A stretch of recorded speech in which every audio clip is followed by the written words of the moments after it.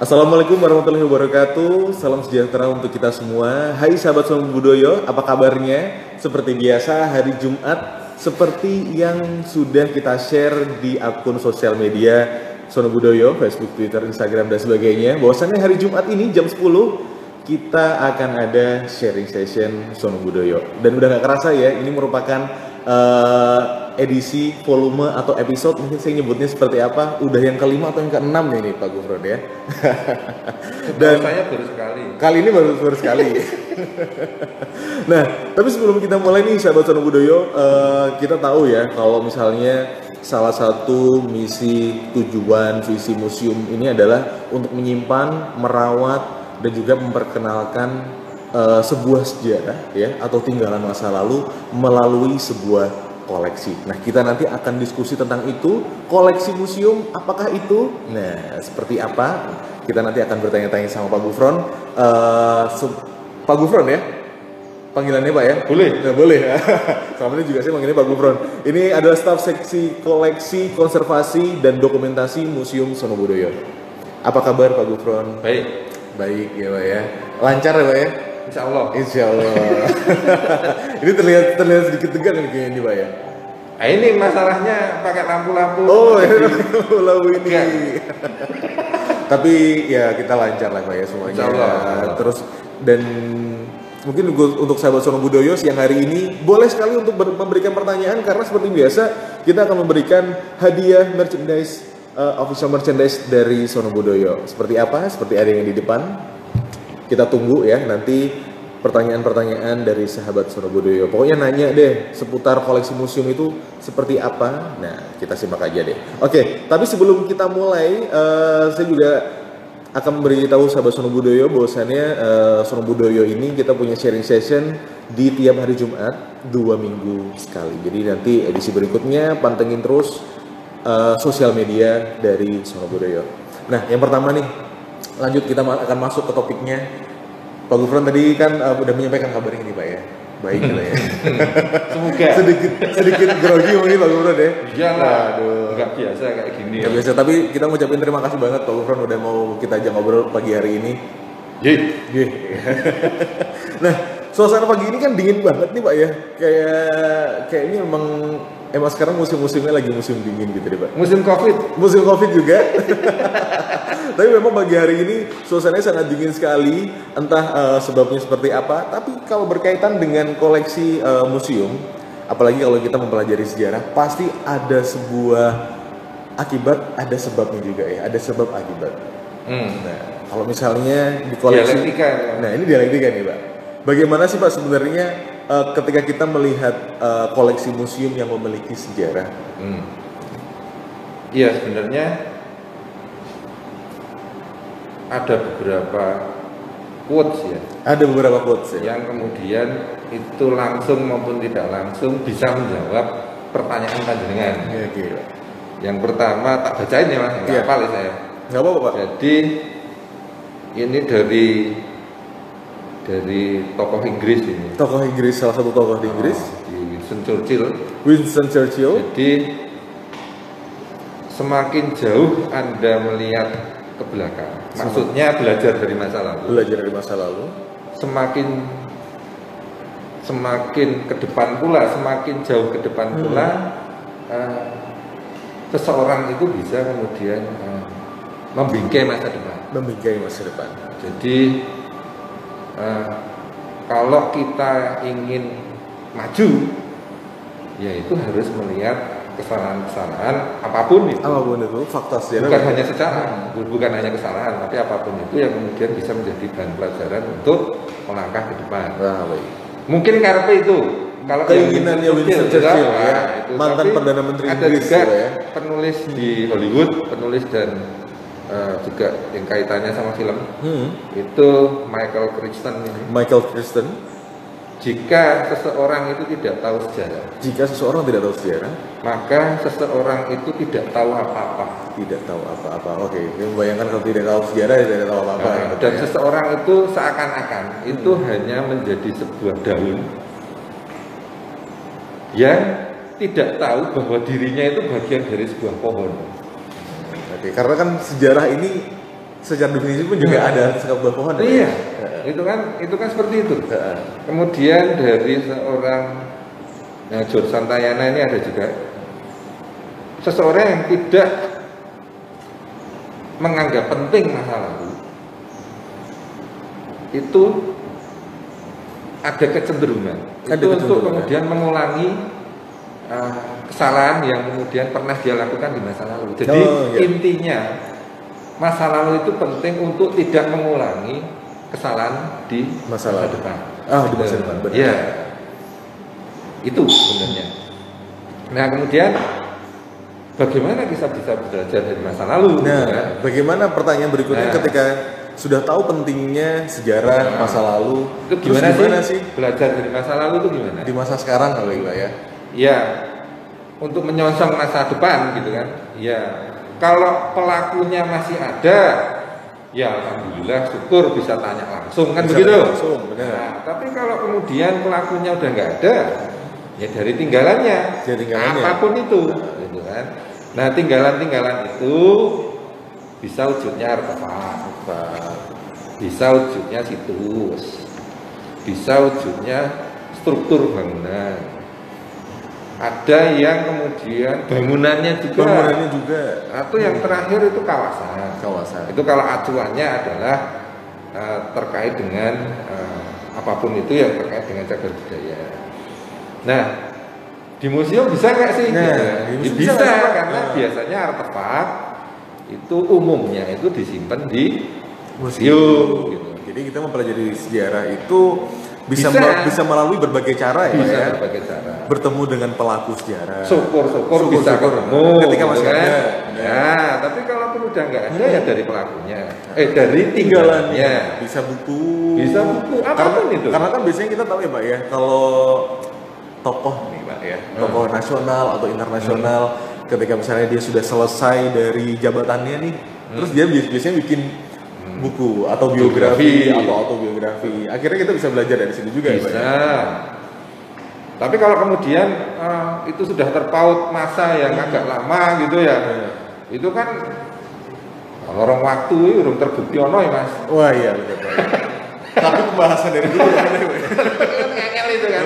Nah itu makanya kemudian ya dari tinggalannya yang syukur-syukur masih ada, baik itu yang masih utuh maupun fragmen, pecahan-pecahan gitu, atau spesimen, atau replika juga bisa, atau kemudian hasil restorasi atau hasil dari proses rekonstruksi itu juga bisa. Tapi itu kalau ngomong kayak semacam mengembalikan ingatan tentang masa lalu gitu Pak ya. Itu bagian dari proses belajar itu tadi. Bagian dari proses. Gitu. Oke, melalui biar nggak mengulangi kesalahan. Ya itu tujuan salah satunya. Salah satu tujuan kita mempelajari museum. Mempelajari sejarah maksudnya ya. Mempelajari sejarah agar kesalahan-kesalahan di masa lalu tidak terjadi. Dan kita bisa menjadi melangkah lebih baik dan punya sikap yang lebih bijak juga nggak sih Pak biasanya? Bisa juga ya Pak ya. Ideal banget. Kampanye banget ini Pak ya. Oke. Nah, salah satu cara untuk kita mempelajari sebuah sejarah ini kan adalah melalui benda koleksi museum nih Pak. Ya. Gimana nih Pak kalau mengenai koleksi museum ini? Ketika dikatakan sebagai koleksi museum ini mewakili kan ibaratnya jadi ini kan koleksi museum mewakili sejarah nih. Oke ya. Jadi apapun itu kan aturannya kan regulasi. Nah, dalam PP tentang museum itu yang pernah saya baca sekilas itu sebuah benda itu bisa menjadi koleksi itu ada beberapa syarat. Berarti ada syarat-syarat untuk itu sesuai dengan visi misi museum itu sendiri. Wah ngomong visi misi banget Mas. 2 hari 2 malam. Nah, itu. Kedua itu benda itu harus jelas asal usulnya. Asal usul sejarahnya benda itu pun juga harus jelas. Salah satunya. Kemudian yang ketiga cara mendapatkannya itu harus resmi. Bukan nyolong gitu. Dengan yang bilang lo ya. Saya konfirmasi aja nih Pak. Kan gitu ya harus resmi gitu kan. Kemudian yang keempat, syukur-syukur bendanya terawat. Benar-benar terawat. Ya, jadi museum yang nampani itu nggak kemudian ada kesulitan karena ujung-ujungnya anggaran. itu itu kan kudu janu ya. Coba di gitu kan. Di sensor. Itu yang terakhir bahwa unsur dari benda-benda itu koleksi itu tidak membahayakan kelangsungan manusia dan lingkungan. Itu jarine lima faktor 5 syarat. 5 syarat. 5 yang dikatakan syarat itu. Satu, bahwa itu tadi sesuai dengan visi misi. Sesuai dengan visi misi. Seperti apa tuh Pak? Sesuai dengan visi misi. Sesuai visi misi itu gampangannya gini. Jadi kalau kayak museum Dirgantara ini contoh yang paling gampang aja ya. Itu kan terkait dengan kedirgantaraan. Nah, ini mungkin museum Dirgantara nonton itu memang kemudian ya karena sudah mendeklar museum Dirgantara ya visi misinya terkait dengan Dirgantara, teknologi, sawah, mesin, alutsista segala macam, sejarah penerbang dan sebagainya. Sampai pilotnya, gitu kan, skuadronnya, pelurunya yang dipakai segala macam lah. Nah itu kemudian yang kedua tadi bahwa jelas asal usulnya punya siapa gitu. Nah gitu engkau ngerti-ngerti lebu itu barang colongan karena kita jangan kan gitu kan. Nah itu yang ketiga perolehannya itu resmi, jadi ada berita acara. Itu pentingnya. Ada hitam di atas putih. Betul, pinter kan. Waduh. Nah, yang bahasa-bahasanya betul. Yang keempat itu terawat, syukur-syukur terawat. Ya, yang kelima itu tadi bahwa itu tidak berbahaya terhadap kelangsungan hidup manusia dan lingkungan. Itu tadi. Ya. Kalau kemudian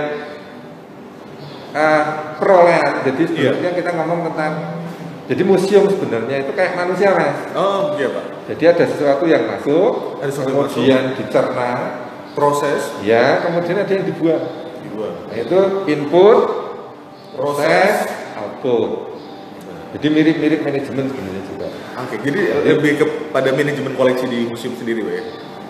Jangan tinggi-tinggi Mas. Oh jangan tinggi-tinggi. Itu terlalu jadi input itu ya barang masuk. Soal koleksi, input koleksi masuk bisa nih. Lewat hibah dia. Bisa barang itu titipan. Bisa pinjaman. Titipan ini berarti kita dititipin gitu aja Pak? Oke. Terus pinjaman. Lalu keempat itu temuan itu lewat ekskavasi bisa, survei bisa, atau barang sitaan. Oh, itu termasuk juga ya? Bisa menjadi koleksi, tapi lewat kajian dulu toh. Benar. Nah, atau itu kemudian bisa menjadi imbal jasa, bisa juga. Wujudnya koleksi loh ya. Iya. Bisa. Imbal jasa itu biasanya seperti apa sih Pak? Kalau misalnya imbal jasa? Kalau Museum Sono Budaya sendiri kayaknya sih belum ya, karena kita lebih banyak hibahnya. Jadi dari zaman dulu kita itu hanya terima sekian puluh ribu itu tadi beserta ubur rampe. 60.000 tadi Pak ya? 63 sekian tadi. 63.000 sekian itu tadi dengan ubur rampe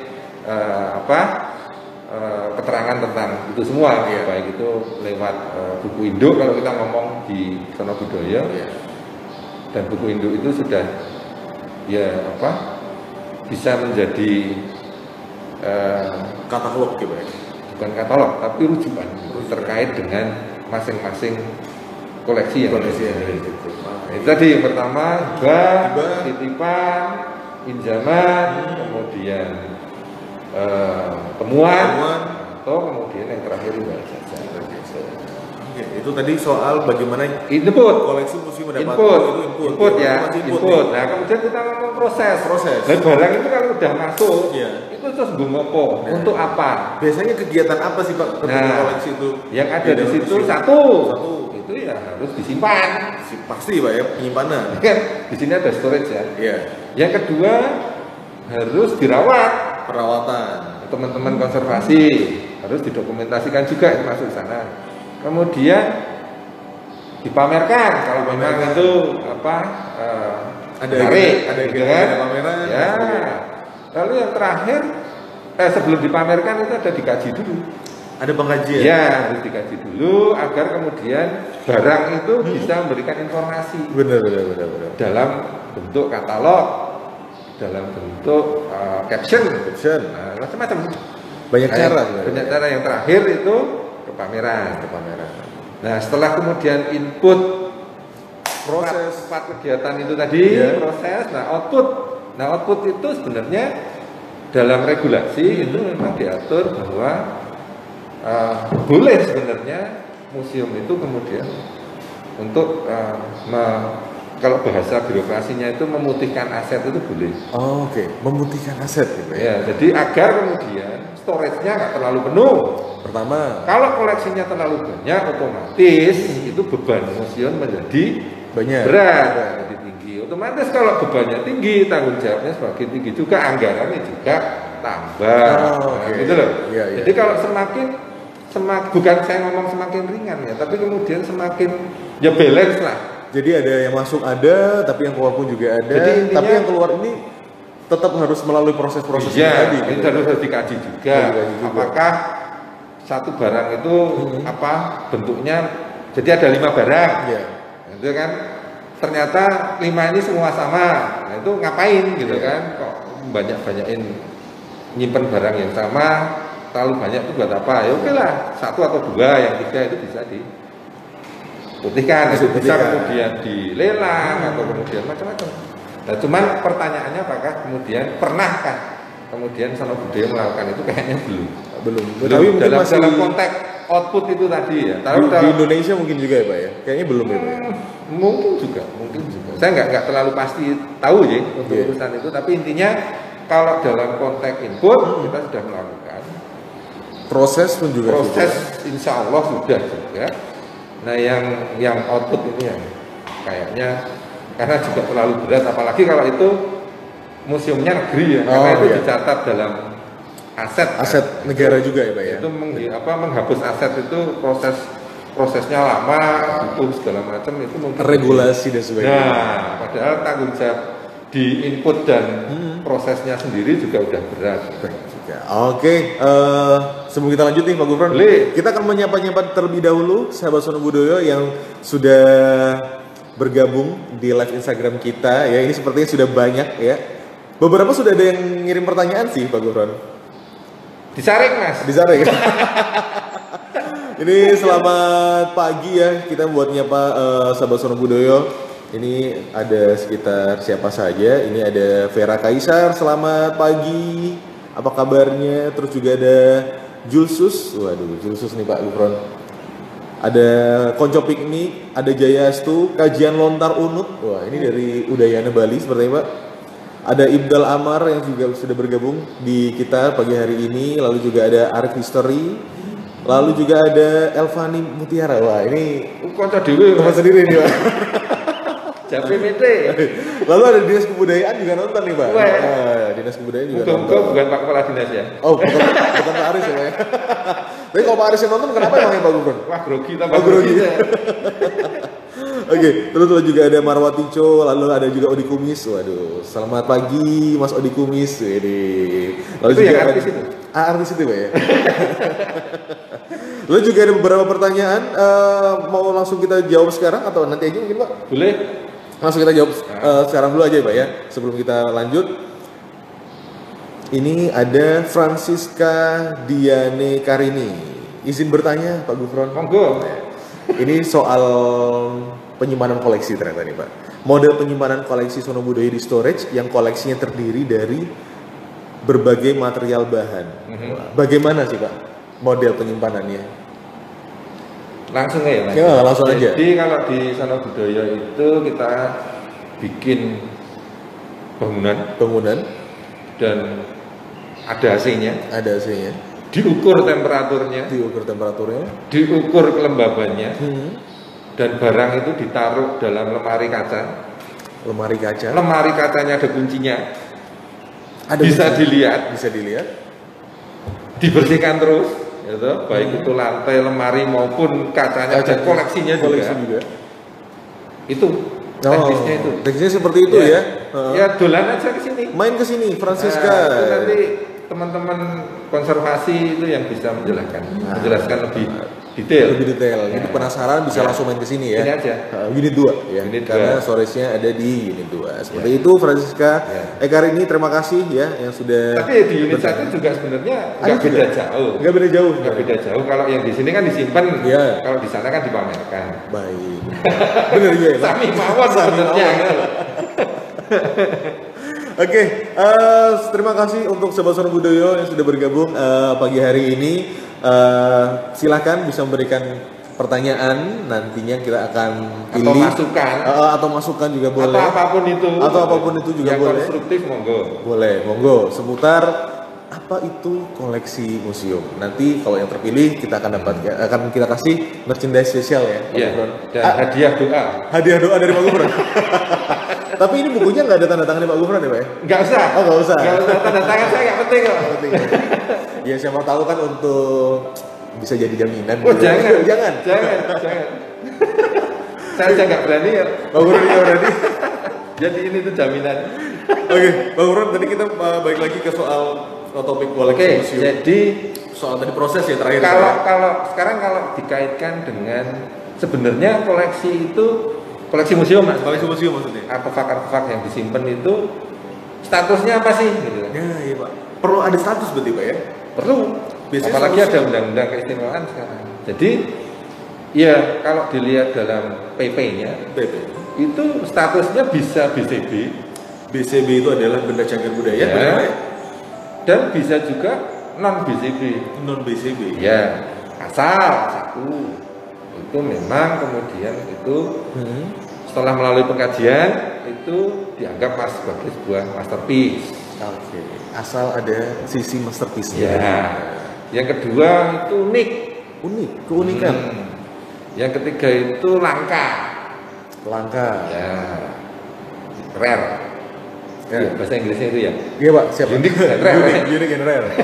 Tuval saya sedikit soalnya. Lalu yang keempat itu hampir punah. Atau memang nggak diproduksi lagi. Tidak ada produksi lagi. Lalu yang kelima itu ada nilai sejarah historis gitu. Lalu ada nilai ilmu pengetahuan dan teknologi, tekniknya, pendidikan, kemudian agama maupun kebudayaan itu sendiri. Itu biasanya itu. Tapi tetap ini harus lewat sebuah proses pengkajian. Tetap ya, karena kerja-kerja di museum ini tuh kerja-kerja yang detail. Kerja-kerja ilmiah. Iya, dan nggak bisa simsalabim seperti membalik tangan gitu nggak bisa gitu. Bukan yang produksi terus jual, bukan. Nggak bisa. Beda. Jadi memang di sini iya ya. Kalau untuk saya gitu yang agak alergi dengan detail itu sebenarnya malah gimana? Alergi dengan detail. Jadi memang kalau yang dimasukkan di sini itu ya kalau memang kemudian bukan orang yang suka detail, itu ya harus belajar untuk detail gitu. Atau syukur-syukur memang dia suka yang detail. Jadi memang di museum itu pekerjaan yang detail. Padahal ada sebuah peribahasa ya, peribahasa apa ya, ungkapan apa itu bahwa the devil is in detail gitu. Itu yang repot itu gitu. Lalu kalau kemudian statusnya itu jelas. Nah kemudian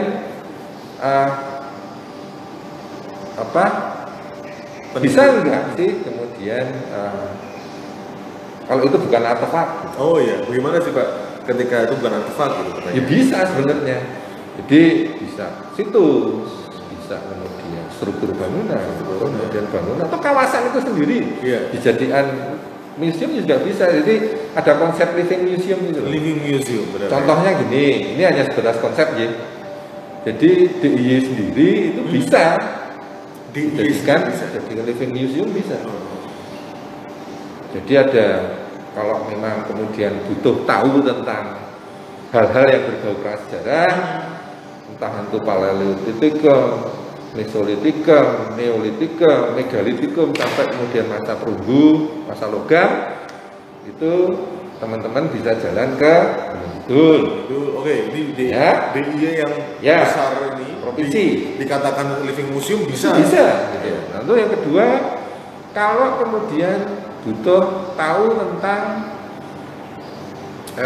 masa klasik Islam. Jadi Hindu, Buddha dulu. Itu bisa ke Sleman. Candinya kan banyak sekali di sana. Kemudian pengen tahu tentang masa awal Islam, ya ke Bantul, kota gede, ya kan? Situ kita bisa ngomong dari Mataram dari A sampai Z, kalau perlu sampai ke Solo gitu. Jadi karena kan modelnya dulu kan, bahasa itu. turismenya kan bahasa paket gitu kan. Paket. Nah, kemudian bisa kalau pengen tahu tentang kolonial dalam konteks masa Islam. Ya, nah itu bisa ke kota, ada benteng, ada keraton, ada Sunan Budoyo. Juga. Jadi sebenarnya potensinya gede, sumber dayanya memungkinkan untuk itu. Cuman konteks selanjutnya itu yang harus dipersiapkan. Jadi ada sumber daya setengah mateng dan mateng. Nah, itu dilalui dengan serius. Tapi tinggalan tadi, misalnya tadi konsepnya living museum, apakah juga bisa disebut sebagai koleksi, Pak? Kalau konteksnya kayak kota gede ya, bahwa kerajinan perak itu juga sebenarnya dari zaman dulu juga ada. Itu juga sebenarnya bukan hanya benda mati yang bisa dikatakan sebagai atraksi. Kalau teman-teman turisme bilang gitu. Atraksi istilahnya, Pak. Jadi kalau kita ngomong kerajinan perak itu ya peraknya itu bisa dijual, kemudian bikin kerajinannya itu juga bisa dijual. Kalau ngomong turisme loh ya. Lalu kemudian ilmu tentang kemudian perak itu sendiri, cerita tentang A sampai Z kerajinan perak itu sendiri itu kan juga sebenarnya bisa dianggap sebagai sebuah atraksi. Bisa juga mengedukasi kan. Benar juga. Dan museum itu juga konteks akhirnya kan mengedukasi. Tujuannya adalah menjaga, merawat dan mengedukasi lewat melalui koleksi yang dibawa. Jadi sederhana, Mas. Sederhana ya, Pak ya. Tapi regulasi supaya benda ini dikatakan sebuah koleksi tadi memiliki berbagai macam proses, mulai dari syarat-syaratnya juga harus ada, bahkan harus dikaji berkali-kali ya, Pak ya. Ya kebetulan karena di sini itu kan museumnya museum negeri. Ya kalau teman-teman yang di swasta kan lain lagi kan. Apalagi kalau kita ngomong pengelolaan. Tapi kan itu kan out of context ya. Punya tantangan pasti. Masing-masing punya plus minus lah. Punya plus minus dan tantangannya. Baik, kita akan mencoba menjawab lagi. Boleh. Pertanyaan ini Pak, ini yang sudah bergabung di live Instagram cukup banyak untuk bertanya pada pagi hari. Besok saya jangan diundang lagi ya. Oke. Pak Gufron ini pertanyaannya untuk Pak Gufron dari Nila Samudra. Nila Santika. Nila Samudra. Ini katanya koin museum ada banyak ya Pak? Wah ribuan. Ide Bapak baiknya diapakan ya Pak? Wah. Ya harusnya memang di dalam tahapan proses itu disimpan jelas, dirawat jelas, dikaji, gitu kan?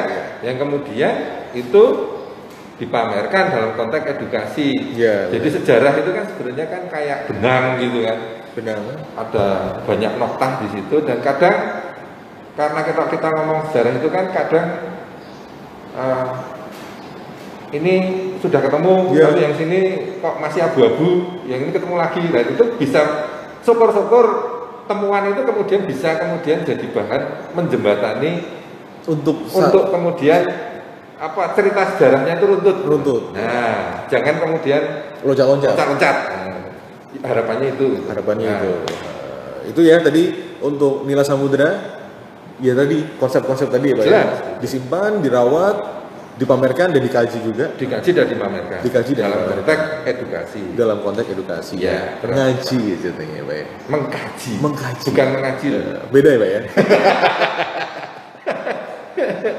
Oke, ini kata kajian lontar UNED ya, Udayana. Kapan-kapan kita sharing pemeliharaan lontar di Sono Budoyo. Siap, ya.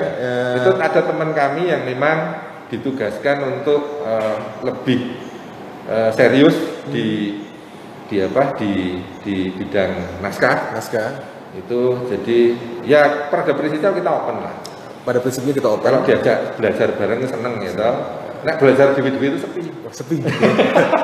Sepi pamernya rame gawe gitu ya. Tapi kalau COVID gini nggak tahu saya. Ya, benar sekali. Masih berlaku nggak? Masih berlaku nggak ya? Iya. Kejadian zaman sekarang ya, COVID ini memang merubah banyak hal. Ya.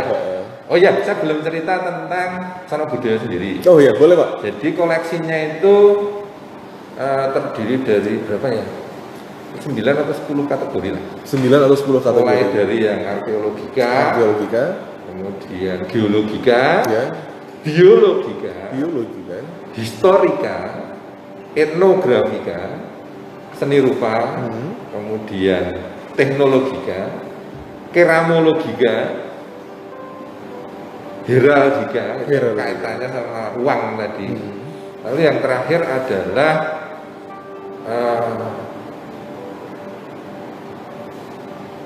arkeologika, geologika, biologika, historika, etnografika, seni rupa, filologika, teknologika, keramologika, dan heraldika tadi. Ya, ada 10. Oh, itu 63.000 sekian. Itu yang dipamerkan ya seratusan lah. Jadi yang masih nunggu giliran itu kemudian dalam tahap proses tadi loh. Kalau disimpan udah disimpan semua, dirawat pasti udah ya. Tapi dalam konteks pengkajian dan kemarin itu nunggu giliran. Ngantri. Jadi kalau kita diajak sinau bareng itu malah seneng gitu ya. Benar. Diajak sinau bareng dalam konteks mengkaji dan itu tadi. Karena ibaratnya mempercepat antrean tadi, Pak. Jelas. Itu ngangkat air itu kalau sendiri kan berat. Kalau ada yang bantu, apalagi udah saya angkatin sendiri. Nah, itu kan seneng banget ya.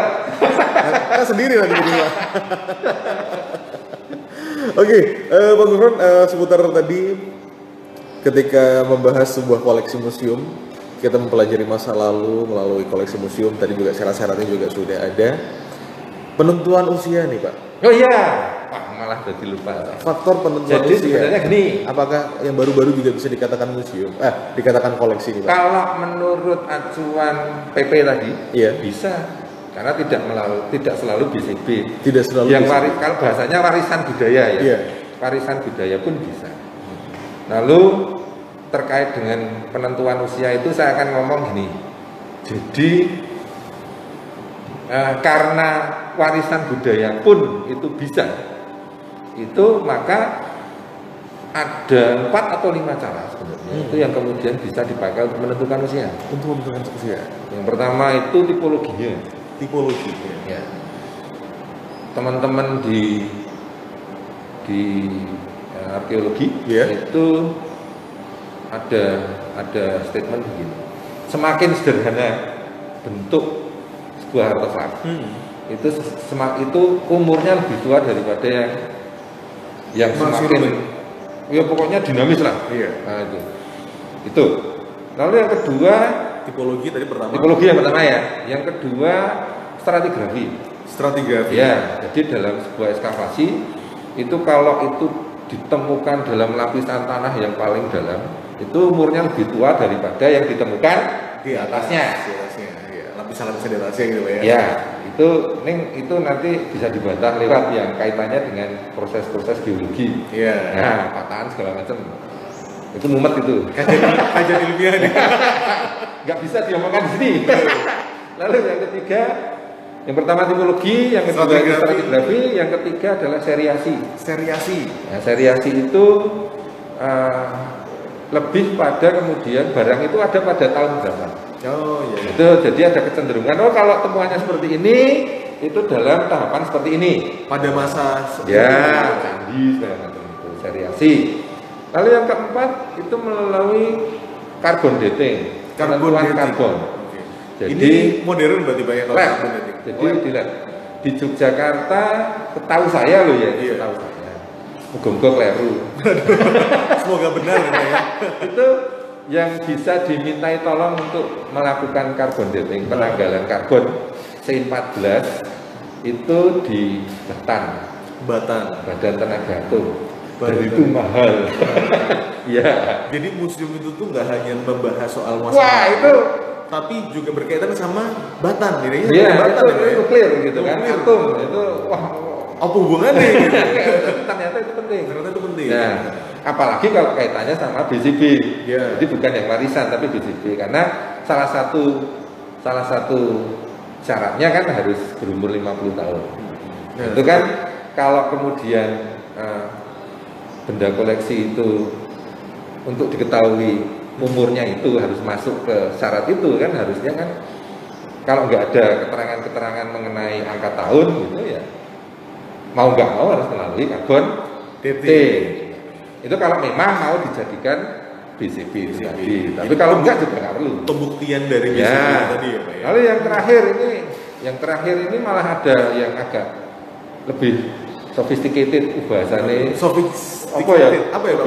Lebih modern. Jadi kalau yang carbon dating itu kan nyuwel sitik Mas. Oke. Jadi dari artefak itu harus diambil sampel. Dan ada yang bilang bahwa ngambil sampel itu rusak gitu. Itu ada cara lain nggak sih gitu? Masih debatable caranya Pak ya? Ini lebih mahal lagi. Di Amerika itu ada yang kemudian barang itu ditaruh di dalam ruangan gitu.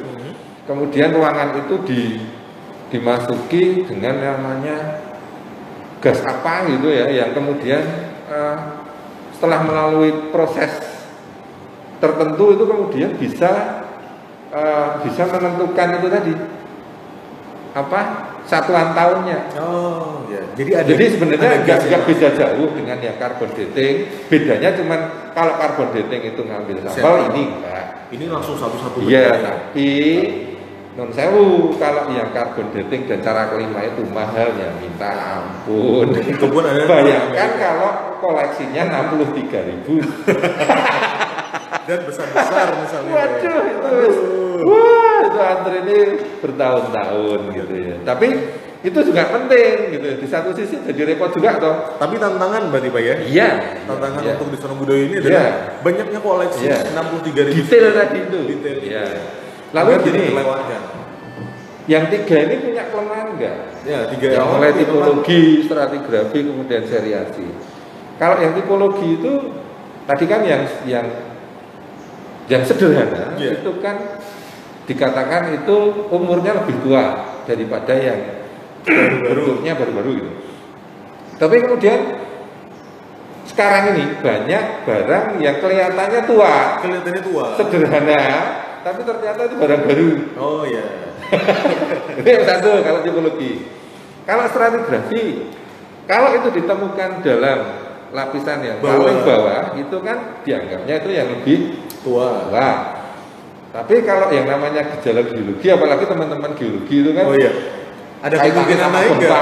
Segala macam senama itu kan juga kemudian menjadi pertanyaan.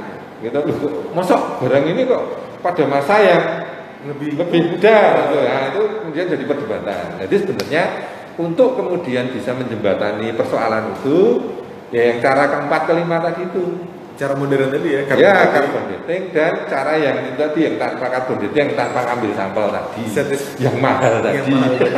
Ya. Yang Indonesia udah ada belum sih Pak? Kalau carbon datingnya kayaknya udah. Tapi yang carbon dating tanpa ngambil sampel itu yang belum ada. Iya.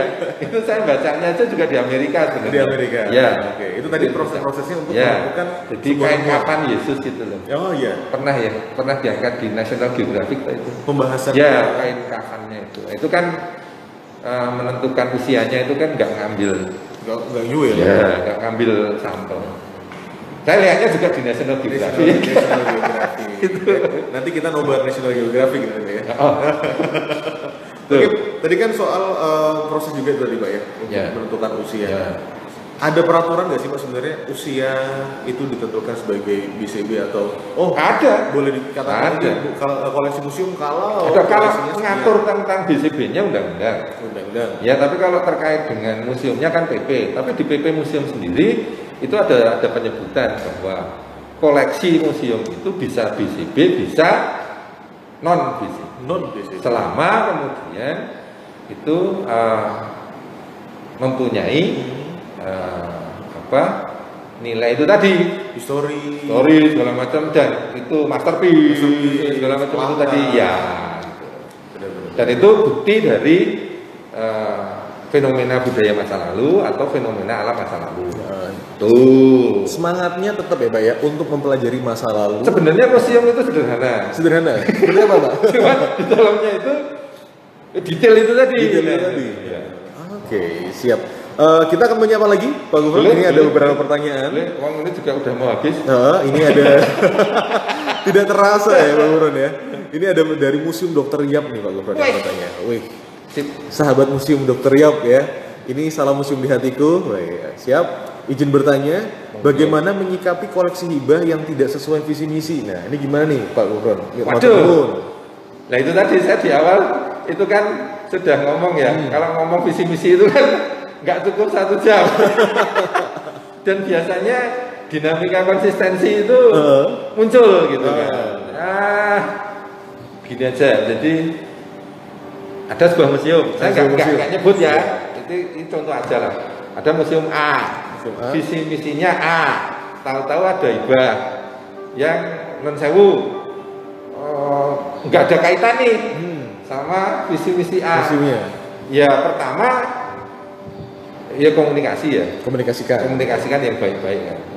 Yang kedua kemudian ya kalau kemudian ada museum B yang mungkin lebih cocok dengan barang yang mau dihibahkan ya diminta aja untuk kemudian atau dibantu dikomunikasikan dengan museum B itu tadi. Benar. Jadi bisa itu yang loh ya. Bisa seenggaknya bisa kita rekomendasikan berarti Pak ya.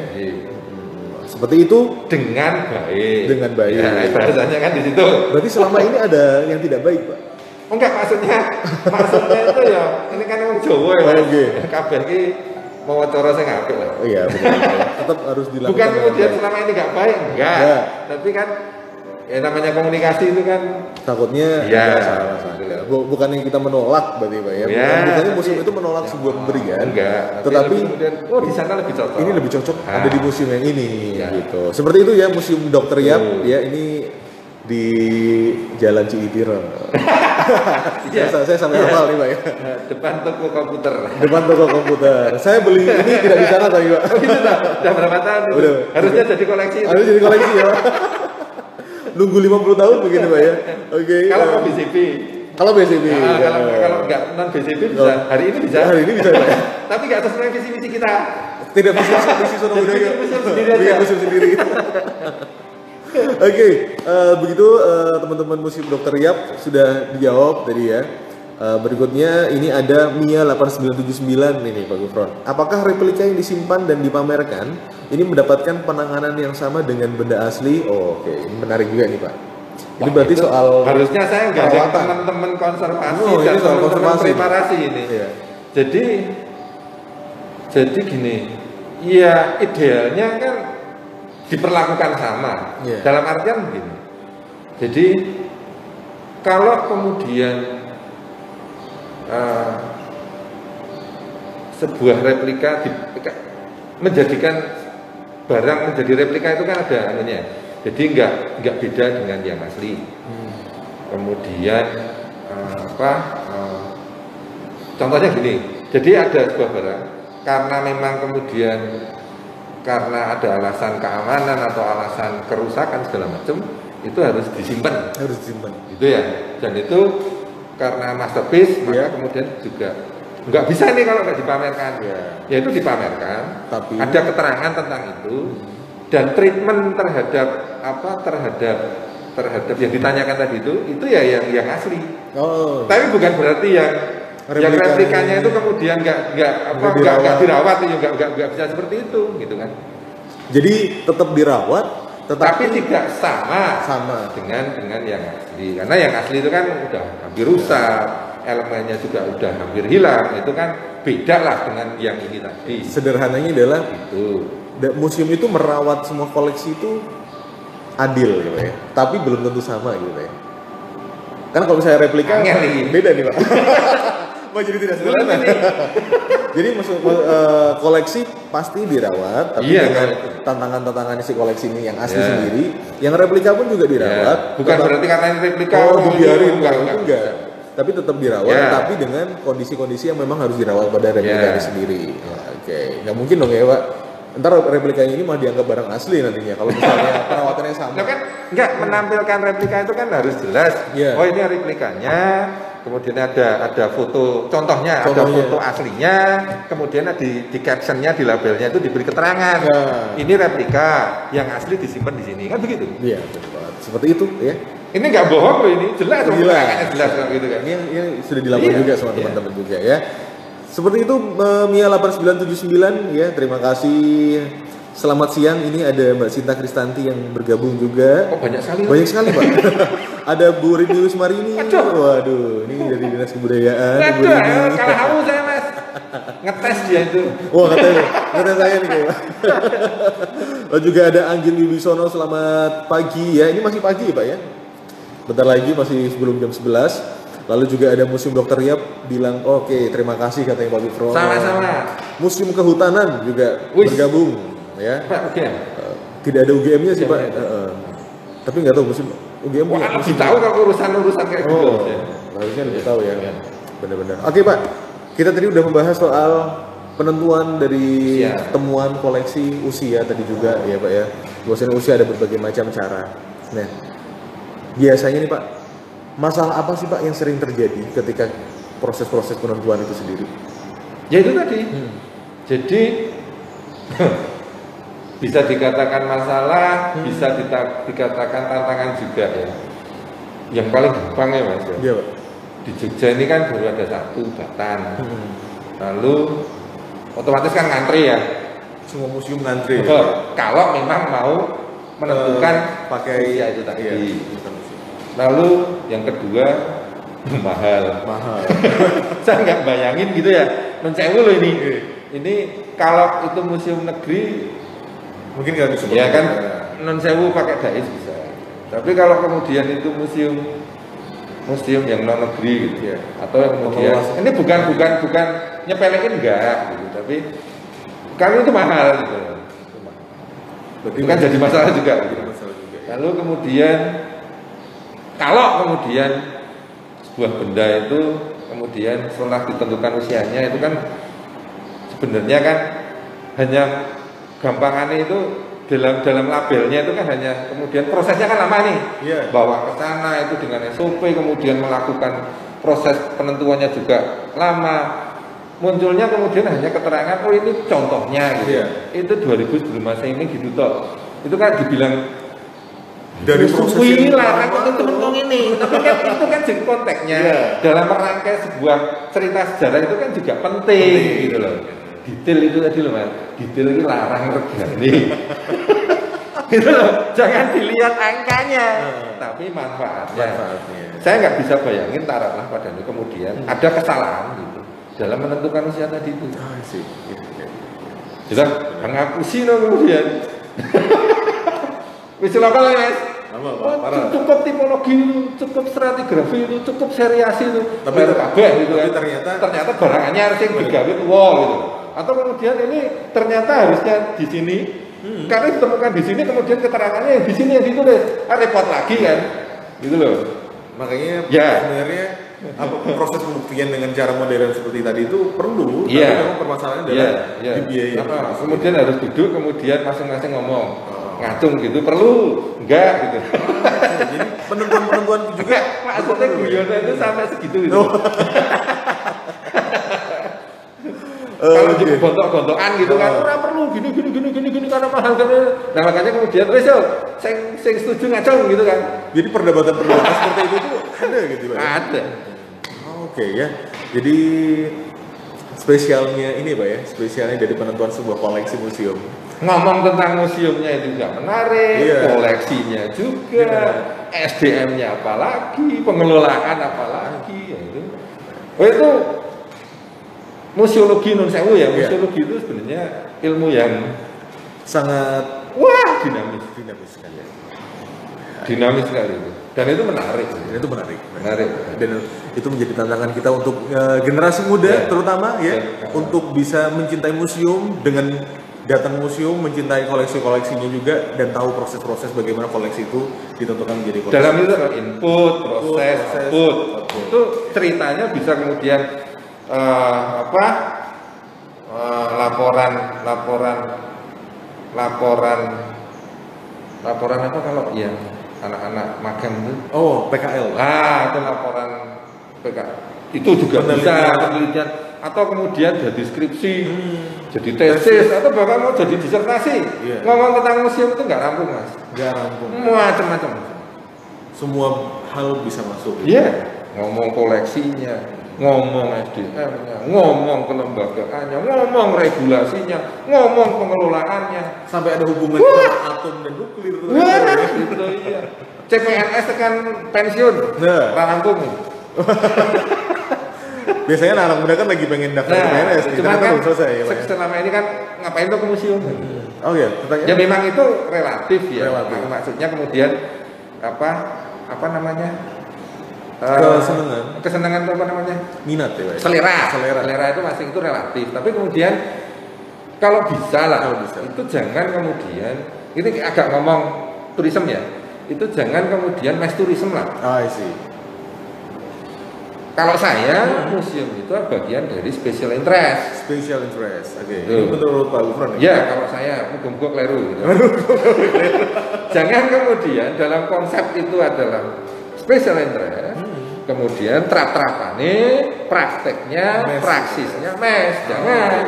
Mungkin bisa dijelaskan terlebih dahulu Pak Gufron perbedaannya mass interest dan special interest ini. Contohnya gini, kalau kemudian kita main di pantai, luas, gitu, di sana bisa main air segala macam, yang datang banyak, 40 bis, 100 bis, monggo, itu mass. Tapi saya nggak bisa bayangkan kemudian fenomena mass itu dilakukan di museum. Lah gimana mau belajar gitu kan? Kalau kemudian yang dilihat itu kan punggung pengunjung yang lain. Jadi ibaratnya terlalu berjejal. Iya. Jadi tolak ukurnya itu kalau special interest itu adalah kemudian experience. Jadi pengalaman. Bukan hanya sekedar hedonis gitu. Ya itu kembali lagi dia mau hedonis atau mau experience itu selera lagi. Ada yang market driven, ada yang supply driven. Demand driven, supply driven. Nah, museum di mana? Special interest itu ya di supply driven. Mengedukasi masyarakat. Kuota itu menjadi penting. Jadi kayak saya loh ya. Jadi semacam ada ya treatment spesial bagi para sahabat museum yang datang ke museum. Jadi tidak. Lalu kalau ada orang yang mau banyaknya pengunjung menjadi tolak ukur pasti ya Pak ya. Iya, tapi kemudian caranya beda. Gitu. Jadi dalam satu hari taruhlah umpamanya itu kalau di museum taruhlah hanya untuk 20 orang. Benar. Ya sudah 20. Kalau ada yang kemudian mau datang lagi yang ngantri. Oke. Misalnya dari satu waktu gitu Pak ya. Dan itu malah kemudian bisa menggelitik. Mungkin ngapain kok sampai harus ngantri? Benar. Pengemasannya memang harus bagus. Apalagi ketika kembali lagi Sono Budoyo itu jadi penting gitu. Misalnya di Sono Budoyo di loketnya depan itu ternyata kok ngantri. Ada apa nih? Upacara kan bukan ya Pak ya? Ngantrinya ngantri masuk. Iya, bukan kemudian ngantri tiket. Beda urusannya. Ngantri masuk nih. Ngantri masuk akhirnya menjadi tanya dan akhirnya menjadi sebuah interest untuk masyarakat yang mungkin sebelumnya belum aware terhadap museum.